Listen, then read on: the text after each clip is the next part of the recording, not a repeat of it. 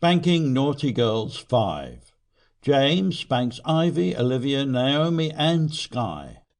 Written and narrated by Peter Michaels. Published by Man Publishing. This audiobook is for adults only. All participants represented in the fantasies in this audiobook are over 18. Chapter 1. Olivia turns up in the rain.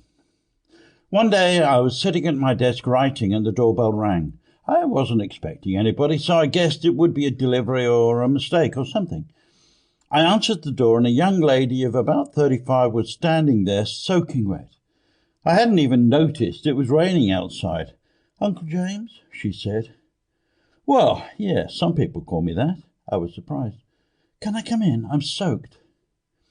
I stood aside and she walked in, dripping in the hall. "Wait there," I said. I went to the toilet downstairs and took a couple of towels out of the cupboard and brought them back to her. She wasn't sure what to do with them because her cotton dress was soaked through. "You had better go upstairs to the bathroom and take off that dress and get dry. You'll find a thin gown hanging behind the door. There's a hairdryer in the drawer, and if you bring down your wet clothes, I'll put them in the tumble dryer."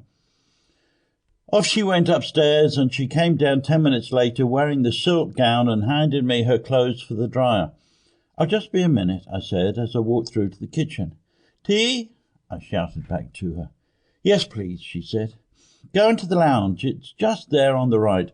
I'll bring the tea in a minute."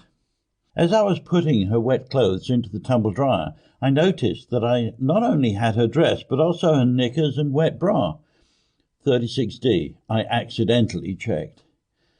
So I had a young lady in my lounge who knows I'm called Uncle James, wearing only a thin gown, and I don't even know her name. Interesting. Walking back into the lounge, I gave her the tea and then held out my hand. "James Jackson." She put the cup down. "Oh, yes, sorry, my name is Olivia Taylor." I sat down and waited for an explanation.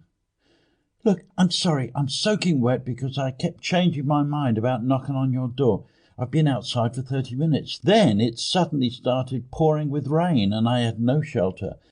I had to knock then, of course, because I was soaked."